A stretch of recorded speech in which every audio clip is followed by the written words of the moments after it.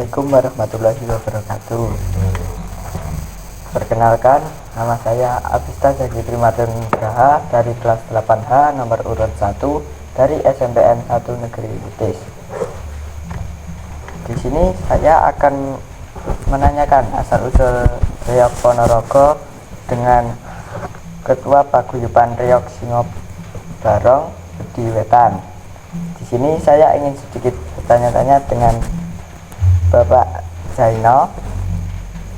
Nah, apa yang membuat Reog Singobarong ini menjadi unik, Pak?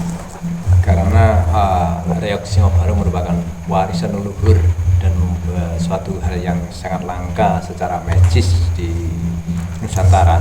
Karena itulah yang merupakan keunikan yang mempunyai kekuatan tersendiri, terutama di budaya Nusantara ini.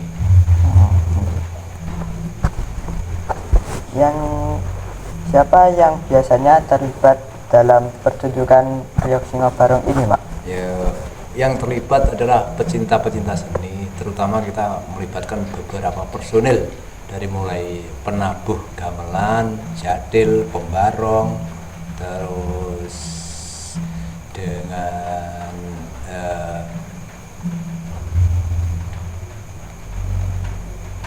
penari Klono Siwandono, Bujang Gandong, dan lain-lain. Semua itu orang-orang seni yang cinta dengan budaya Ponorogo ini semua kita libatkan dalam suatu pertunjukan reog, di mana reog nanti merupakan pertunjukan yang sangat bagus dan selalu kita suguhkan ke masyarakat agar semua itu bisa mengerti warisan leluhur.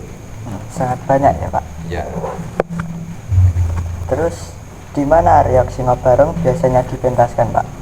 Reog bareng biasanya dipentaskan di saat kita merayakan hari-hari besar. Mungkin yang sangat identik kita pada hari Grebek Suro, atau pada acara bersih desa, atau hari ulang tahun kemerdekaan RI. Itu mungkin masyarakat di Ponorogo, khususnya di Budi Wetan, itu selalu merayakan kegiatan-kegiatan hari-hari besar itu dengan Reog Ponorogo, dan itu pun sangat merupakan agenda rutin dari kegiatan-kegiatan yang ada di desa seluruh wilayah Ponorogo. Pastinya itu sangat meriah ya, Pak? Ya, meriahnya sangat meriah sekali.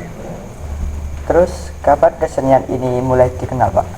Kalau kesenian itu dikenal sejak zaman dulu kala, mungkin kaitannya dengan reog itu sudah ratusan tahun yang lalu. Tapi untuk khususnya di desa Budi Wetan itu, kesenian reog itu diperkenalkan mungkin ya terutama Paguyuban Seni Reog Singobarong yang ada di Budi Wetan itu berdiri kurang lebih pada tahun 1970-an. Itu sudah berdiri Paguyuban Seni Reog Singobarong di Budi Wetan. Oh, sangat lama sekali. Ya, sangat lama sekali. Terus mengapa reog sangat penting untuk dilestarikan? Karena reog itu merupakan warisan leluhur, sehingga kita harus bisa menghargai leluhur kita, dan reog Ponorogo itu merupakan identik sekali dengan masyarakat Ponorogo, sehingga kesenian reog itu harus kita lestarikan mulai dari dulu sampai nanti di akhir zaman. Reog itu harus tetap kita jaga dan kita lestarikan. Yang selanjutnya, bagaimana penari mempersiapkan diri membawa topeng reog yang sangat berat ini, Pak? Ya, topeng reog yang sangat berat, mungkin kalau keseluruhan berat bersihnya itu kurang lebih 30-an kilo. Tapi kan kalau diterpa angin itu kan kekuatan beratnya itu lebih berat, mungkin dari 50 kilo ya. Untuk mempersiapkan itu, pertama fisik harus dipersiapkan, kedua harus pelaku yang terlatih, sehingga nanti pada waktu permainan reog itu nanti tidak ada salah urat atau kecedek dan lainnya. Itu merupakan terutama yang memainkan dadak merah itu harus kita siapkan orang-orang yang terlatih maupun orang yang punya nilai seni, dan orang yang terlatih atau dalam istilah ngetrennya saya ini profesional terlatih. Berarti sangat harus disiapkan ya, Pak? Harus sangat disiapkan, baik mental maupun gaya seninya itu harus sangat dipersiapkan. Siap. Terus apa filosofi di balik topeng Singobarong ini, Pak? Yaitu kalau kita mengacu sejarah itu ada beberapa versi. Pertama dari versi Banterangin, versi Badono Katong. Kalau kita mengacu pada versi Ki Ageng Kutu atau Surya Ngalam, reog itu merupakan kritikan dari Ki Ageng Kutu ke Prabu Brawijaya V, yang mana notabene Prabu Brawijaya V itu menurut kisahnya, cerita dari Ki Ageng Kutu, merupakan seorang raja yang takut pada istrinya gitu. Terus di mana orang bisa belajar atau menyaksikan reog Sinobarong ini atau reog Ponorogo, Pak?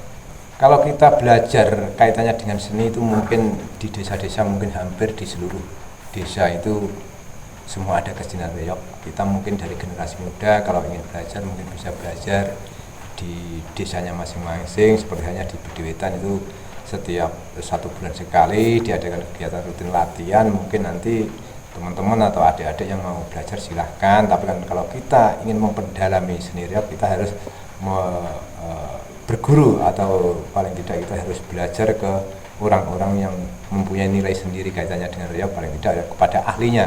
Mungkin kalau di desa itu ya bisanya itu tidak mempunyai sertifikasi, mungkin nanti kalau adik-adik bisa ingin memperdalami kaitannya dengan kesenian reog nanti bisa belajar di sanggar-sanggar atau lainnya. Yang ke-9 ini, mengapa reog menjadi identitas Ponorogo? Karena reog merupakan warisan kami katakan awal, reog adalah merupakan warisan leluhur dan itu merupakan ciri khas Ponorogo. Kalau kita keliling Nusantara, mungkin kita ditanya dari mana, dari Ponorogo. Orang itu tidak ngerti kotanya tapi reog Ponorogo gitu.